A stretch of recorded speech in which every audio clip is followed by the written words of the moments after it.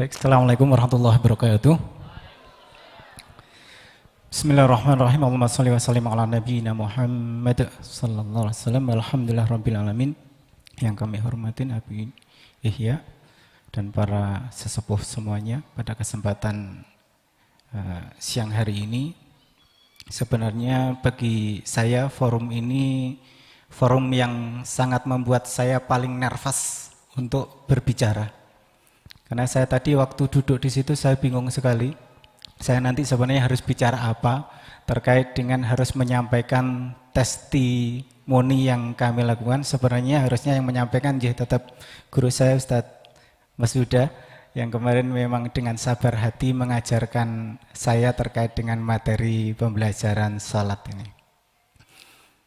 Untungnya tadi dibuka oleh Ustadz Fatur yang setengah wali tadi sehingga membuat saya agak cair ya.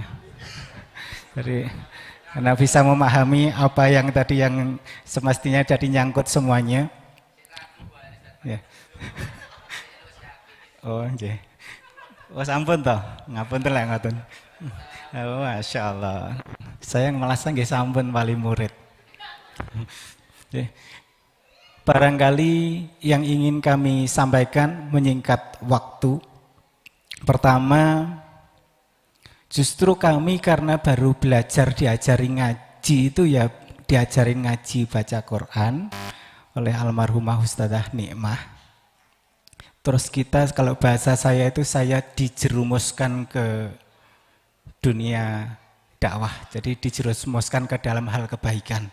Saya diminta untuk diarah-arahkan untuk mengajar. Jadi alhamdulillah kalau pada kesempatan pagi hari ini kami kok akhirnya terpaksa duduk di sini ini ya kembali lagi gara-gara dijerumuskan oleh Ustadzah Nikmah.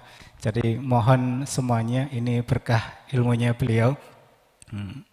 Beliau sudah memberikan ajaran terkait dengan ngajari tadi. Pertama saya diajarin sholat kok softnya rapat aja saya juga bingung kan begitu.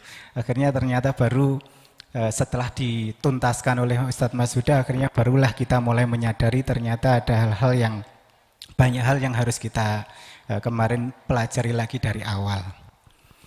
Yang kedua terus kemudian kita diajarkan oleh Ustadz Mas Huda untuk mengajarkan bagaimana karena tadi kita terpaksa harus belajar ngajarin anak-anak.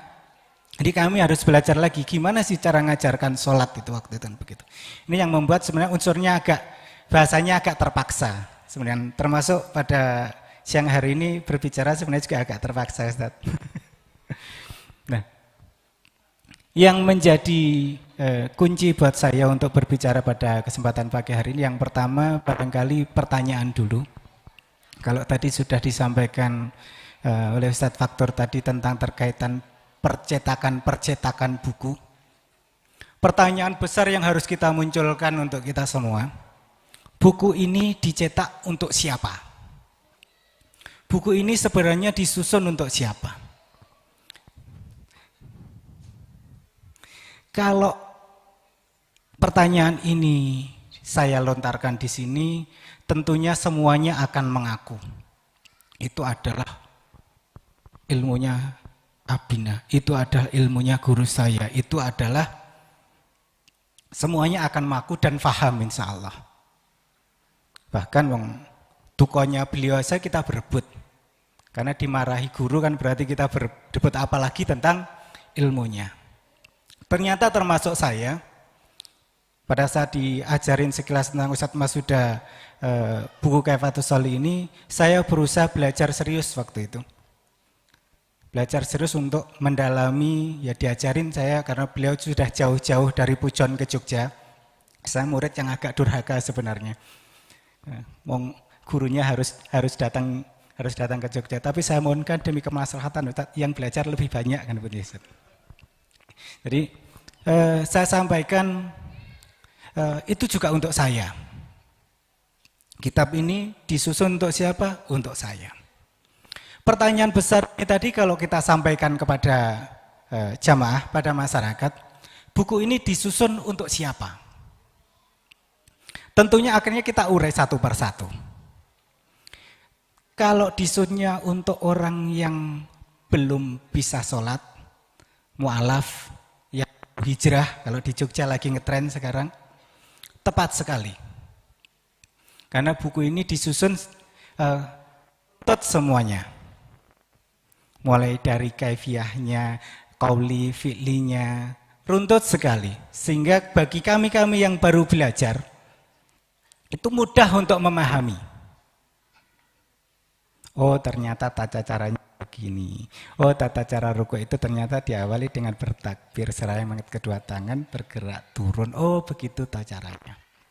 Dan ternyata ini tadi adalah petikan terjemahannya dari hadis. Sama yang mohon dicermati, ternyata untuk orang mu'alaf tepat sekali untuk kita membutuhkan kitab ini. Jadi untuk siapa tadi? Oh ternyata untuk orang-orang yang baru belajar sholat seperti saya tadi. Yang kedua, setelah kita cermati lagi, untuk siapanya lagi? Ada orang yang merasa sudah bisa sholat. Ya biasa sholat ya, memang tiap hari sholat. Masih butuh kan kitab ini? Ternyata masih dibutuhkan. Karena kitab ini disusun sesuai dengan riwayat hadis. Sehingga mencocok-cocokkan. Kira-kira bacaan saya, gerakan qauli fi'li saya sudah sesuai belum dengan tuntunan Rasulullah SAW. Yang ketiga, masih butuhkah lagi? Kita munculkan dulu pertanyaan ini. Saya sudah bisa sholat, biasa sholat, bahkan saya beli kitab-kitab riwayat hadis. Masih butuhkah? Saya juga beli. Contohnya, saya kemarin ini barusan mateng dari percetakan. Ini saja saya beli, Ustaz. Artinya kitab-kitab Kaifatus Sholi tadi yang dipinjam Ustaz Fatur tadi punya saya ini tadi. Ini juga saya beli. Bahkan semua cetakan-cetakan Kaifatus Sholi ternyata alhamdulillah sama semua Ustaz. Mulai dari yang cetakan yang dari UF, saya beli untuk berusaha menyesuaikan sesuai dengan riwayat hadis. Masih butuhkah orang yang sudah tadi biasa sholat, bisa sholat, bahkan sesuai tuntunan riwayat hadis, ternyata masih butuh kitab Kaifatus Sholi, masih butuh kajian kitab Kaifatus Sholi. Karena apa? Disampaikan di depan kemarin prolognya Ustadz Masuda kepada saya, ternyata untuk menyambungkan sanad. Ternyata disampaikan Ustadz Masuda, oh kalau kita membaca sendiri, belajar sendiri, takutnya gurunya adalah setan. Beliau nyampaikan bahkan didalili saya, al-isnadu imnatin kan gitu ya. Sanad itulah bagian dari agama. Lala isnad laqol emang sama. Wah, saya sampaikan boleh. Oh, nggih sendika dah Ustaz. Jadi, biar saya juga tidak ngomong apa itu sesuai seenak perutnya saya sendiri. Yeah. Yang ketiga, ini tadi masih dibutuhkan enggak kira-kira bagi orang yang keempat? Saya sudah bisa sholat, biasa sholat. Sudah bersanad. Kalau saya guyonan saya ke bapak-bapak, sudah bersunat juga. Masih butuhkah? Bahkan saya lulusan Madinah misalnya. Masih butuhkah enggak kira-kira kajian kitab Kaifatus Sholi ini? Ternyata Ustadz semuanya, Ustadz semuanya, saya tadi setelah mengkaji, berusaha belajar ini, ternyata masih dibutuhkan. Ternyata kalau kita sadari, betul-betul kita mengagumi beliau harusnya, kitab ini disusun sudah secara sistematik di dalam proses belajar mengajar. Waktu itu, sebelum anak-anak tadi hafal, saya itu setiap kali sholat ngoceh dulu di hadapan anak-anak. Jadi setiap kali mengondisikan sholat, alhamdulillah semoga puasa ini juga sudah bisa masuk. Alhamdulillah selama Ramadan ke 5 kali yang terakhir kemarin, Saya alhamdulillah tidak pernah sholat taraweh di masjid. Termasuk masjidnya saya sendiri. Saya memilih sholat bersama anak-anak. Pilih sholat bersama anak-anak. Bahkan yang ngimami sholat taraweh itu anak-anak. Bahkan yang kultum itu anak-anak. Selama 25 hari saya sudah selama 5 Ramadan kemarin itu saya melakukan begitu. Yang tadi saya berusaha belajar sholat bersama anak-anak. Kalau belajar bapak-bapak kan nanti agak repot. Jadi belajar mulai ngoceh tadi saya. Ternyata yang tadi saya sampaikan ada satu metodologi yang secara sistematik sudah tersimpan di dalam buku ini. Contohnya misalkan, tadi pada saat saya mengajarkan kepada anak-anak tadi proses ruku, misalkan. Oh, waktu itu mengajarkannya itu anak-anak, berarti tata cara ruku itu diawali dengan bertakbir, seraya mengangkat kedua tangan.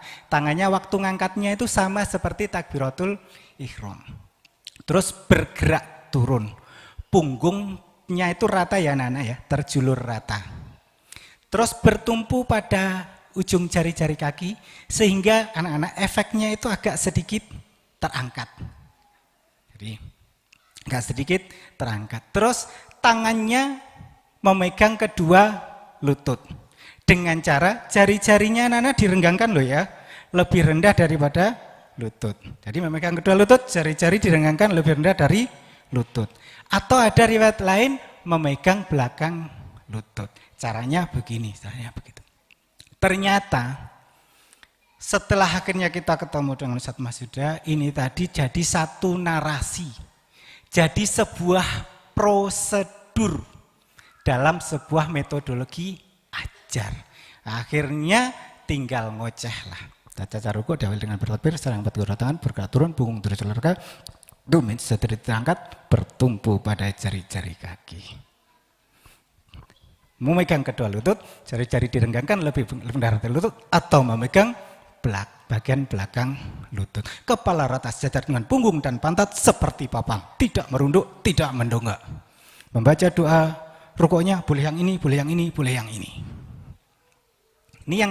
Inilah ternyata yang tadi sudah disampaikan Ustadz Fatur dalam rangka cetak buku Kaifatus Sholih tadi yang beberapa tadi, ternyata tersimpanlah sebuah metodologi. Yang saya berdiskusi dengan Ustadz Mas Huda lewat WA, terus Ustadz Mas Huda saya minta itu saya hanya menarasikan bagaimana ini menjadi kata-kata. Itu pun sama Ustadz Mas Huda ada beberapa kalimat yang sempat mengagetkan saya. Wah, Pak Kukuh itu merubah paradigma saya. Saya ini penulis Pak Kukuh. Wah, itu begitu. Ini bocorannya begitu. Saya ini penulis. Sehingga ada kata-kata yang sayanya nggak maksud sesuai apa. Ternyata ada narasi kata-kata. Misalkan contohnya, ada beberapa riwayat doa iftitah. Oh, ternyata begitu. Jika ada narasi-narasi yang akhirnya disempurnakan lagi bersama Ustadz Mas Huda. Sehingga komplit setelah kemarin kita ajarkan tuntas.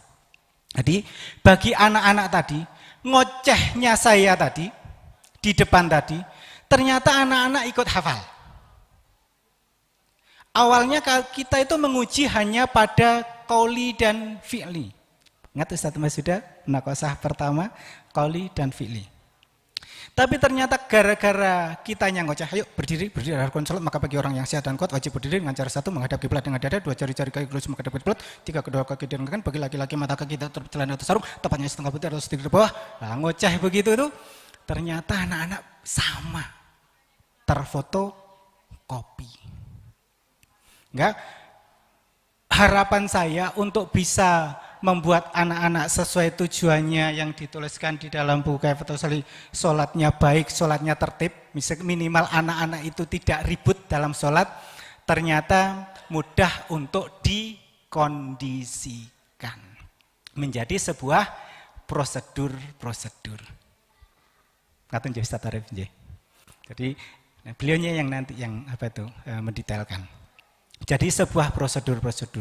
Karena kami yang tadi kami sampaikan di dalam tadi berarti 4 termasuk orang-orang yang tadi yang sudah bersanad pun ternyata masih membutuhkan metodologi kaifa tusolli.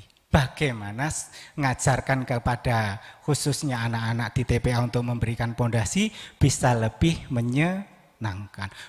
Bayangkan kalau kita ngisi kajiannya innal hamdalillah nahmadu wa nasta'inu wa nastaghfiruh. Terus habis itu menyampaikan misalkan dengan poin-poin kajian, kira-kira bagi anak-anak akan kurang menarik. Di buku kitab ini sudah tersimpan metodologi, sehingga insya Allah bicara masalah kitab Kaifatus Sholih bukan hanya orang mu'alaf, bukan hanya orang yang baru bisa sholat atau biasa sholat, lebih-lebih bahkan orang yang sudah sesuai dengan riwayat hadis, bahkan yang sudah bersanad pun ternyata tetap membutuhkan demi kepentingan proses ajar kepada anak-anak khususnya. Tapi ternyata yang kami lakukan ini ternyata ibu-ibu itu juga lebih senang diperlakukan seperti anak-anak. Karena ibu-ibu itu juga senang disayang.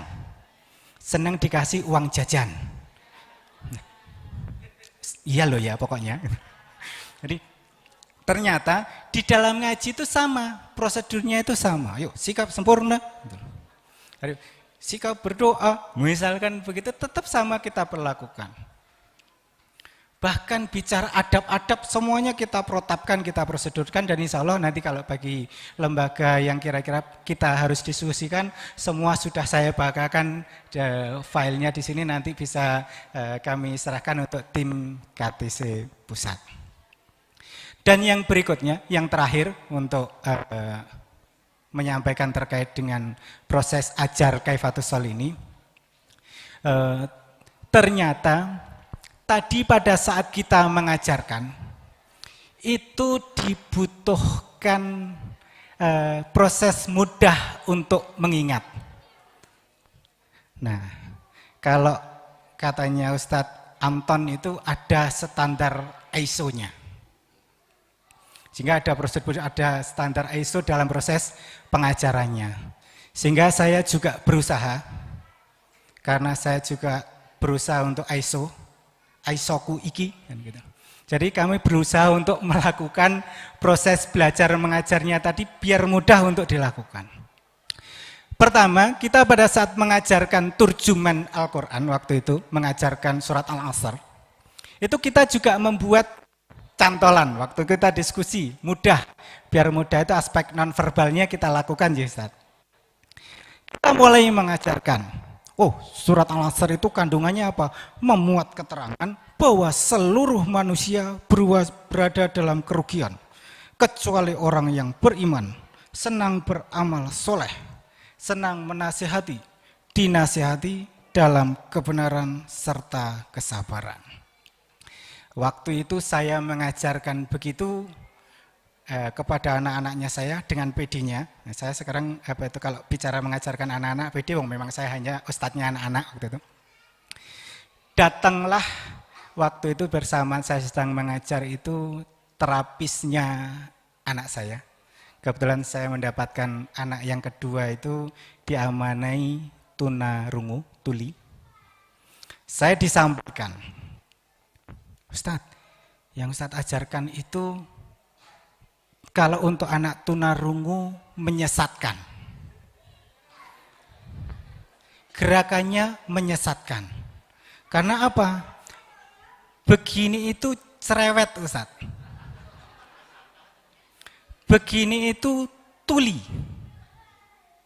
Berarti tadi saya mengajarkan kepada anak-anak, kalau dilihat anak saya, itu tadi memuat keterangan bahwa seluruh manusia berada dalam kerugian kecuali yang beriman, senang beramal soleh, cerewet, tuli kan gitu. Berarti secara gerakan saya tersesat. Terus saya disampaikan silahkan datang besok ke kantor saya berikan bukunya. Gitu. Ya, terus waktu itu kita mulai belajar standar bahasa isyarat. Biar tidak tersesat. Oh, mulailah kita mulai belajar. Oh, ternyata posisinya kita menyampaikan mulai pasal 1 keutamaan sholat amal pertama yang dihisab. Dihisab itu apa? Dihitung. Pertama itu begini, dihisab itu begini. Dan mulailah begitu. Mulai kita buat cantolan-cantolan untuk memudahkan anak-anak menghafal. Sehingga saya bilang begini saja, sudah paham.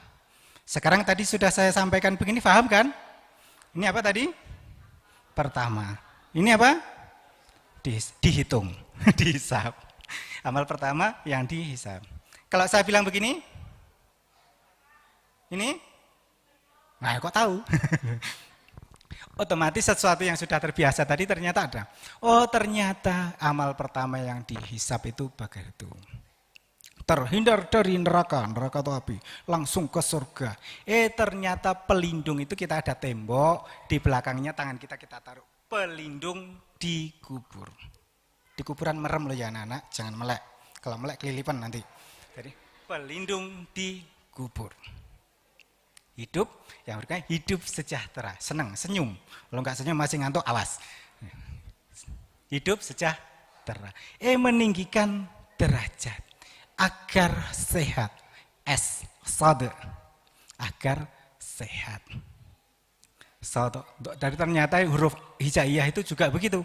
Ternyata sad, ta, dha, ain, wain, fa, qaf, kaf, lam, mim, nun, waw, ha, lam alif, hamzah, ya. Ternyata juga ada gerak. Ternyata untuk kita membaca bismillah bagi anak tunarungu harus sulit. Apa tadi? Bismillah. Bayangkan kalau kita menghafalkan surat Al-Fatihah. Juz 30. 30 juz. Padahal ini anak tunarungu ini sudah ada hafal yang kemarin saya ketemu sudah hafal 2 juz.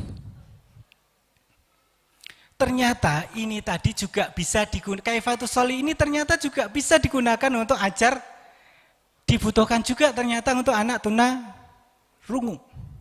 Mohon untuk dicermati biar kita nanti, kalau nanti ada bahan diskusi nanti biar lebih mudah. Waktu itu ustadznya tunarungu, gantian, saya diajarin, gantian saya ajarin. Saya ajarin cara ngajarin sholat. Kan calon trainer Kaifatus Sholi. Baru calon tapi Pak. Kalau besok lulus. Sekali lulus ya. Jadi saya ajarinlah ustadz-ustadz bahasa isyarat tadi mengajarkan sholat. Berdiri itu adalah rukun sholat. Jadi berdiri itu hukumnya wajib. Jadi bagi orang yang sehat dan kuat itu berdiri itu adalah wajib.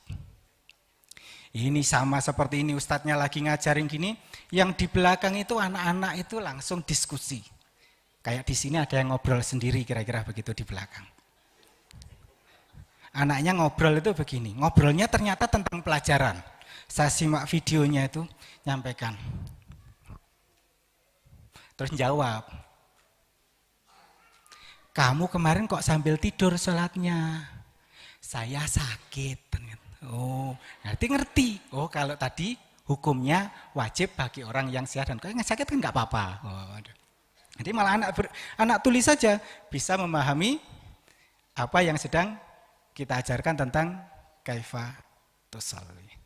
Makanya statusnya teman itu menyampaikan anak tulis saja belajar Kaifatus Sholi, masa yang dengar enggak. Ini yang mohon menjadi kita cermati. Terus tadi kesimpulan untuk siapa tadi? Untuk semua berarti. Untuk ibu-ibu harusnya kalau kita bicara, kalau di tempat kajinya, ini menjadi paket pendaftaran. Jadi kalau daftar, itu mendapatkan sudah satu paket gitu, ada tasnya kecil, isinya itu buku ngaji tartilnya, ada buku prestasinya, ada buku kitab Kaifatus Sholinya. Sehingga memang semuanya harusnya itu pegang itu. Sedikit testimoni dari anak saya, Sarah. Halo. Sarah itu posisinya kemarin saya sedang diskusi dengan teman-teman, buku saya yang hijau itu Ustaz ada di meja. Itu sama anak saya dibuka. Ada gambarnya disilang-silang. Ini boleh, ini enggak boleh. Ini boleh, ini enggak boleh. Artinya, waduh, belajar sendiri. Saya kebetulan di sebelahnya, saya coba kalau begitu kayak apa yang boleh tadi. Ternyata bisa dilakukan. Artinya, secara sadar atau tidak disadari, kitab ini menjadi sebuah kebutuhan yang sangat mendasar. Jazakallahu. Jadi tolong nanti dicek yang lebih banyak lagi untuk biar bisa kami mendistribusikan kepada teman-teman yang nanti bakaran turut belajar. Terus sedikit untuk penutupan. Setelah kita selesai pada proses kami belajar mengajar, sudah distandarkan dalam proses ajar, saya berusaha mengfotokopi apa yang saya lakukan. Makanya ada ustadz-ustadzah mak-mak yang pakai jilbab pink-pink di sana, dan ada ustadz-ustadz yang pakai baju putihnya ada ungu-ungunya. Itu posisinya itu kita itu sudah menunggu Ustadz Masuda untuk dilabelisasi di TOT. Insya Allah kalau yang tadi 18 pasal mulai dari keutamaan sholat. Pasal 12 apa Ustadzah? Wah, sujud. Pasal 13? Pasal 18? Nah, gini ini karena kami, khususnya saya baru diajarin Ustadz Masudaya tentang sholat sama kemarin wudhu saja belum selesai. Jadi yang baru saya sendiri ajarkan kepada teman-teman pengampu ini, kita berusaha melakukan standarisasi ini. Secara prioritas, kepentingan, teman-teman karena ini adalah sesuatu hal yang sangat penting dalam proses ajar, makanya ini menjadi sebuah rutinitas yang kita gunakan untuk murojaah harian, Ustaz. Yang ngocehnya saya tadi, saya insya Allah karena ngoceh dulu lebih mengawali, jadi saya lebih cepat hafalnya. Tapi ternyata teman-teman tadi juga sudah hafal, termasuk tadi geraknya yang cantolan-cantolan tadi, yang kitabnya ini nanti silahkan juga yang terkait dengan sistem bahasa isyarat Indonesia nanti yang ada, kalau kepingin mencocokkan silahkan nanti dicermati bersama-sama. Jadi insya Allah tidak barangkali nanti dicek silahkan Ustadz Masuda, kalau kami harus diujikan di sini, insya Allah kita siap bagaimana apa yang harus kami lakukan biar kami bisa turut berdakwah bersama-sama terkait dengan Kaifatus Sholi ini, karena sebelum kita proses TOT nanti, kalau enggak disegerakan, harusnya yang besok 3 hari itu, karena kita sudah ditunggu oleh lembaga-lembaga di Yogyakarta yang kepingin segera bisa menjadi lembaga pengguna Kaifatus Sholi. Artinya Kaifatus Sholi Centernya sudah ditunggu oleh beberapa lembaga pengguna haji Jogja. Oh, insya Allah. Ya, baik. Karena di sana ada ustadzah-ustadzah dan ada gimana? Oh ya, Masya Allah. Ini dituntut ustadzah, dituntut untuk mempraktekkan oleh Ustadz Andi. Karena nanti Ustadz Andi kalau nggak mempraktekkan dibawa ke Jogja nanti. Jadi silakan, Ustadzah silakan berikan contoh pasal berapa yang diinginkan. Kalau 18 pasal nanti nggak selesai sampai sore. Atau mulai dari awal, sedapatnya. Dari awal? Siap? Nah, siap. Baik, minta tolong Ustadz-ustadzah pengajar yang di sana, jamaah yang di depan, tolong disampaikan mulai dari pasal 1 keutamaan sholat. Saya yang mendete ya.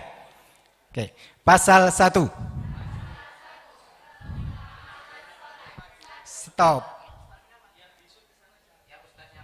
Oh, yang ustadznya diminta maju. Ayo mas.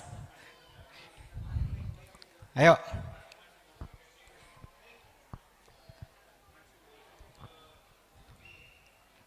Masya Allah. Ini uji publik ini Ustaz.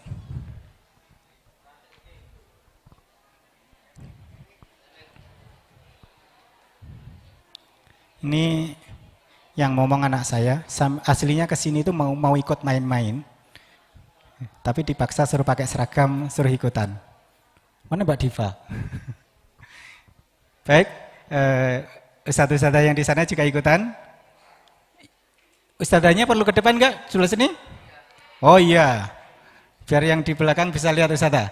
Mohon ustadzahnya geser ke depan.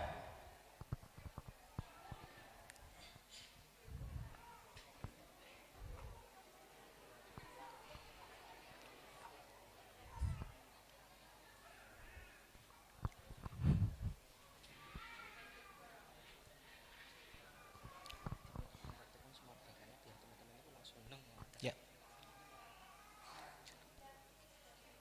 Ya.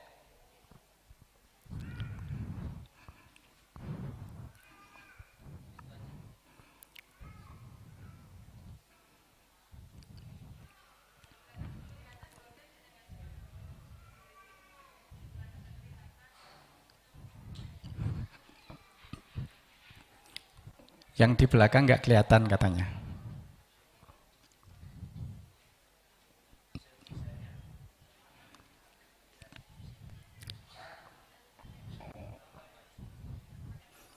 Sudah Ustazah?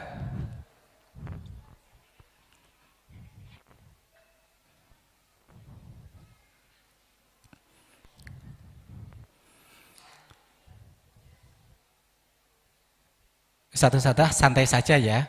Jangan grogi, anggap yang di depan itu santri-santri kitisi. Ya, sangkap kayak biasanya begitu ya. Baik, mulai dari pasal 1. Pasal 1.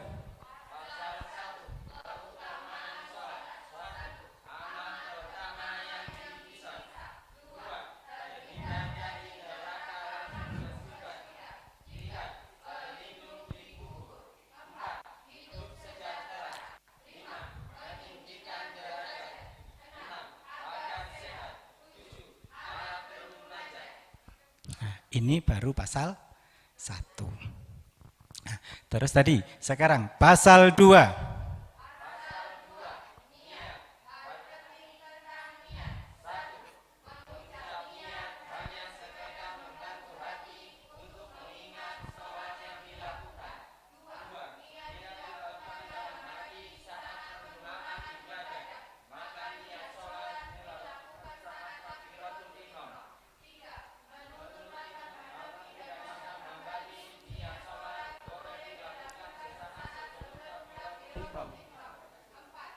Niat sholat itu harus memenuhi 3 hal, yaitu sengaja, niat kefarduan, dan menyebutkan nama sholat. Pasal 2. Tadi ternyata di dalam buku bahasa isyarat itu ibadah itu begini. Saat permulaan ibadah, ibadah, ibadah, ibadah, ibadah. Nah, gini belajar terus. Nah, bagi kami yang di Jogja, wong gerakan TikTok aja hafal kok. Maka gini nggak bisa. Wah, nggak kayak Fatus Solih banget lah. Ibadah. Kan TikTok gini-gini aja oke. Segini. Di Jogja loh nih kunci ya. Guyonan saya begitu. Oh TikTok nggak ada di sini ya? Nggak ada. Ngapunten gitu. Guyonan saya di Jogja. Baik, sekarang pasal 3. Pasal 3, berdiri. Berdiri adalah rukun sholat. Maka bagi orang yang sehat dan kuat wajib berdiri dengan cara 1. Menghadap kiblat dengan dada. 2. Jari-jari kaki lurus menghadap kiblat. 3. Kedua kaki direnggangkan. 4. Bagi laki-laki mata kaki tidak tertutup celana atau sarung, tepatnya setengah betis atau sedikit ke bawah. 5. Dan pandangan mata tertuju ke tempat sujud. 6. Tidak melihat ke atas selama sholat. 7. Mata terbuka atau terpejam demi kekhusyuan. Pasal 3 tentang berdiri. Tadi caranya mengajarkan tadi berdiri. Oh, tidak tertutup celana atau sarung, tepatnya setengah betis atau sedikit ke bawah. Mudah untuk mengingat. Baik. Pasal 4. Pasal 4. Menyempurnakan shaf. Kesempurnaan shaf adalah bagian dari kesempurnaan sholat. Bila shaf tidak sempurna, maka sholat tidak sempurna. Rasulullah Shallallahu Alaihi Wasallam bersabda, "Sawwu sufufakum fa inna tasfiyatas shafi min tamamis sholat." Cara menyempurnakan shaf. 1. Pundak merapat ke pundak teman sebelahnya. 2. Mata kaki merapat ke mata kaki teman sebelahnya. 3. Setelah shaf sempurna dan sebelum takbiratul ihram, lalu membaca doa masuk shaf. Allahumma atini afdhala ma tu'ti ibadaka salihin. Bahaya shaf tidak sempurna. 1. Hati berselisih, saling membenci dan memusuhi. 2. Setan hadir dan bermain di tengah orang-orang yang sholat. Jadi main-main itu begini. Makanya besok kalau ngasih tahu istrinya, jangan main-main. Jangan main-main. Kebalik deh. Jangan main-main. Ini cukup kan, nggak ada orang yang tahu. Nah, kode kan? Ya. Itulah ini. Ya. Ayo main-main. Wah, ini ngajak gojek ini nggak apa-apa. Ini maklum, ini ustadznya anak-anak begini kalau ngajarin. Terus yang perlu disampaikan lagi, ternyata ini tadi jadi prosedur. Jadi kita sebagai ustadz-ustadzah tidak harus apa tadi? Jadi tidak harus untuk mengondisikan anak-anak sholat langsung dengan narasi-narasi yang tadi sudah menjadi prosedur, dan ini adalah terjemahan hadis. Insya Allah justru juga sangat berpahala. Coba bayangkan, ayo nak sholat sing tertib yo, malah tanda ribut nanti. Yang ribut ustadznya bukan anak-anak. Inilah yang menjadi sebuah prosedur. Cukup apa? Pandangan mata tertuju ke tempat. Nanti kalau begitu. Jadi untuk mengondisikan anak-anak akan sangat lebih mudah dan tidak membuat keributan. Begitu di pasal 4. Pasal 5 sekarang. Bersama-sama pasal 5. Pasal 5. Takbiratul ihram. Membaca takbir. Allahu Akbar. Cara mengangkat kedua tangan. 1. Mengangkat kedua tangan hingga takbir selesai. Allahu Akbar. 2. Telapak tangan menghadap kiblat. 3. Jari-jari dibuka, tidak rapat dan tidak direnggangkan. Tinggi mengangkat kedua tangan. Boleh sejajar telinga, di atas telinga, sejajar pundak atau setinggi dada. Waktu mengangkat kedua tangan, boleh sebelum, sesudah, atau bersama dengan bacaan takbir. Menempelkan tangan atau bersedekap. Tangan kanan memegang pergelangan tangan kiri, boleh diletakkan pada dada, bagian atas dada, di atas pusar, di bawah pusar, atau irsal. Tangan dilepaskan, dilarang berkaca pinggang. Wadah, berkaca pinggang segala dimasukkan ini ya Ustaz Mas Huda ini. Masa ada orang sholat begini ya Ustaz ya. Gitu. Dan ternyata memang ada teksnya begitu ya Ustaz ya. Jadi memang lah ini ternyata bagi anak-anak menarik. Boleh pilihan tadi. Bahkan tapi ya kita sampaikan loh.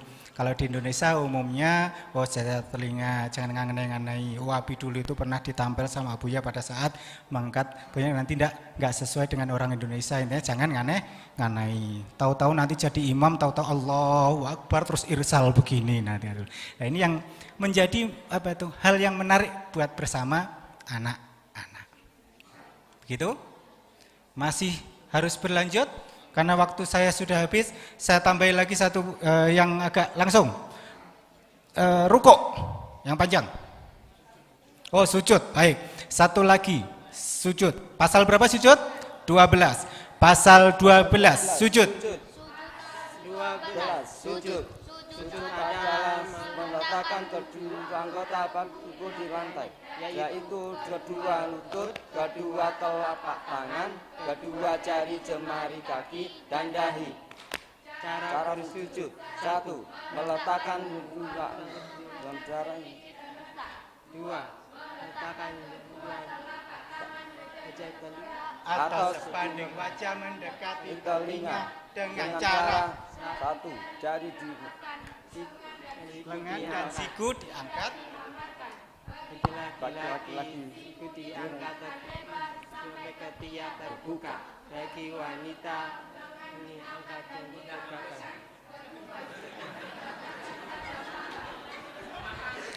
Siapa yang nggak lulus tadi? Ada yang nggak lulus? Grogi. Padahal tadi malam di bis nggak bisa tidur. Masya Allah. Wah iya, biasa lah Pak. Biasanya memang yang putri itu kan lebih luas lah untuk urusan hal begini. Ya, Masya Allah. Baik, tadi ternyata tadi untuk memposisikan masalah sujud saja. Oh, tadi mudahnya tadi yang saya tidak mengucapkan cukup bagi laki-laki kan. Tadi siku direnggangkan lebar sampai ketiak terbuka. Bagi wanita itu kan pakai anting-anting. Bagi wanita, ini ternyata adalah bahasa isyarat. Apa bagi wanita? Lengan diangkat dan dirapatkan. Kedua siku dilekatkan pada paha. Ternyata ini kembali lagi tadi kami sampaikan mudah digunakan untuk proses ajar. Sehingga kalau kita tadi mempelajari poin-poin di kitab Kaifatus Sholi yang tadi Ustadz Mas sudah nggak ada kata pengantar dari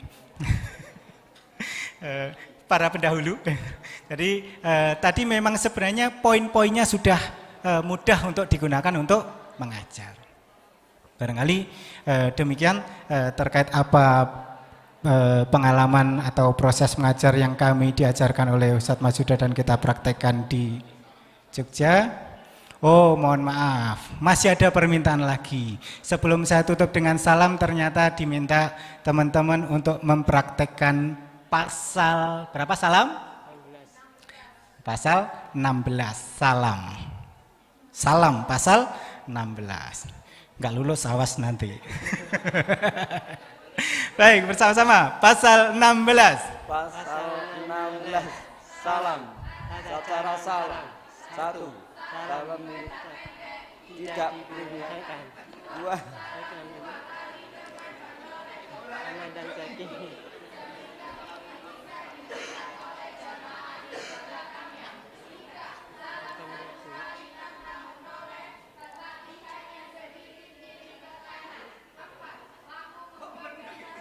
Kok diam?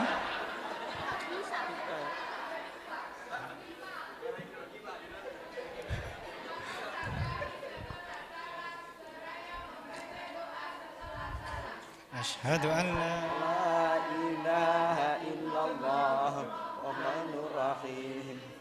Allahumma adhib annil hamma wal hazan. Bacaan salam. Bapak bacaan salam. Assalamualaikum warahmatullahi wabarakatuh. Assalamualaikum warahmatullahi wabarakatuh. Riwayat 2. Assalamualaikum warahmatullahi wabarakatuh. Assalamualaikum warahmatullahi. Riwayat 3. Assalamualaikum warahmatullahi. Assalamualaikum warahmatullahi. Riwayat 4. Assalamualaikum warahmatullahi. Assalamualaikum. Assalamualaikum. Assalamualaikum. Assalamualaikum. Nah, demikian.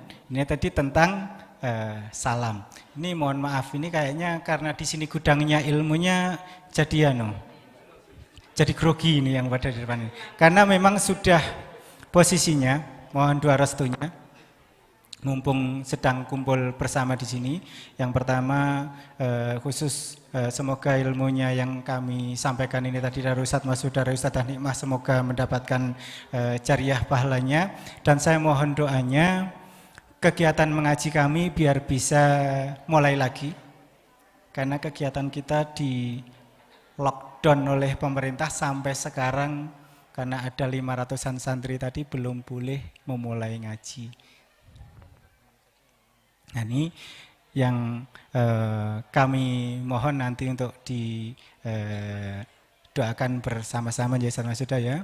Semoga biar bisa kita berdoa kembali.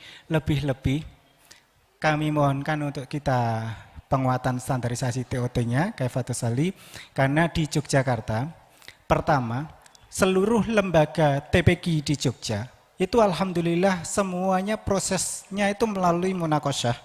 Itu dengan qauli dan fi'li. Berikutnya, setelah anak-anak nanti tuntas di proses komentar begini, sebenarnya ini tadi tidak sulit. Kalau diimplementasikan di proses ajar itu cukup durasi, kalau di lembaga itu 7 bulan sudah tuntas. Jadi 1 semester sebenarnya. Itu sudah tuntas, anak-anak bisa mudah menghafalkan ini tadi. Terus ini kami mohonkan karena ada beberapa lembaga yang sudah, lembaga formalnya, sudah mengajukan kepada kami untuk dilakukan standarisasi. Yang dimana sekolah pertama itu ada sekolah Hidayatullah di Jogja, SDIT Hidayatullah, itu justru menyampaikan bicara literasi itu diserahkan kepada kita, aksinya mereka melakukan. Jadi untuk sekolah di Hidayatullah di Jogja itu ada sekolah Al-Madinah di Kebumen, yang besok itu tanggal 10 kami juga harus berangkat ke sana untuk agenda khataman imtihan yang perdana tartil. Berikut minta segera standarisasi pengajaran sholatnya. Yang kedua, di beberapa SD di Jogja, SDIT, mulai dari SDIT LHI, Al-Khairat, terus Intis School, semua sudah mengajukan surat untuk dilakukan standarisasi bagi para guru-guru di sekolah biar bisa mengajarkan seperti percontohan yang sudah kita buat di sini. Belum lagi ada satu lembaga yang agak jauh di Purwokerto, itu ada Al-Izzah. Itu yayasan yang dibuat Al-Izzah itu dari Al-Irsyad Purwokerto. Itu mendirikan lembaga baru namanya Al-Izzah, dan santrinya juga banyak yang orang Arab-Arab Purwokerto.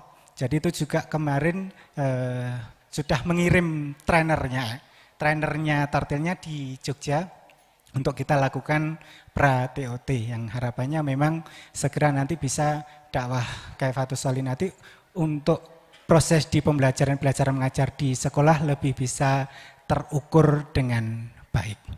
Demikian, mohon maaf atas kekurangan. Silakan kembali ke alamnya Ustaz ya. Oh, yang ini jangan. Jadi kami mohon maaf yang sebesar-besarnya atas segala kekurangannya, dan kami mohon minta untuk disempurnakan oleh guru-guru kita. Barangkali nanti ada hal yang perlu kami diskusikan atau kami pertegas, insya Allah kami siap. Bahkan programnya ini sudah saya bukukan, ada contoh-contoh terkait dengan, karena kami tadi dilarang mengaji. Ini ada contoh pesantren kilat, wah, kami lakukan ini ada Pondok Al-Arsar. Kemarin yang kebetulan pembukaan Ustadz Masuda bisa hadir, alhamdulillah itu bagaimana kita belajar sholat sekaligus selama program 1 minggu. Ada program yang 10 hari, termasuk di Kulon Progo kemarin ada santrinya Yai Sorojan itu, Ustadz Abdullah Salam, itu semua santrinya pengajarnya di sana juga kita standarkan di tempat kita, pindah pondok. Pindah pondok di tempat kami barang 10 hari kemarin, alhamdulillah akhirnya bisa tuntas tartil dan kaifatus sholi, akhirnya bisa mengajarkan di lembaganya. Baru itu yang bisa kami lakukan untuk meneruskan dakwahnya kaifatus sholi Ustadz Masuda KTC yang bisa dilakukan. Jadi kali lagi kami mohon maaf bila mana masih ada kekurang-kurangannya. Assalamualaikum warahmatullahi wabarakatuh.